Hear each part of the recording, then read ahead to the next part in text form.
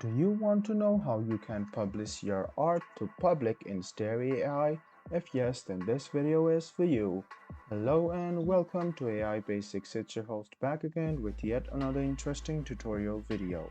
In this video, I'm going to teach you how you can publish your art.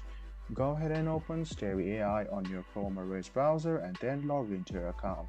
Select any art which you want to publish. You can see that you can click on it and you can see the I button over on the right hand corner. Click publish, write down your username and then click save. You can see that this art has now gone public.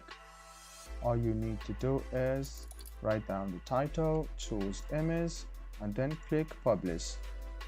In a while your creation will be soon visible on public feeds. You can click share creation and share it to other people as well. I hope this video about how you can publish your art in Starry AI was helpful for you.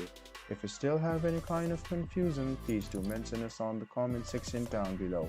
Like the video, subscribe to the channel and do hit the bell button for more.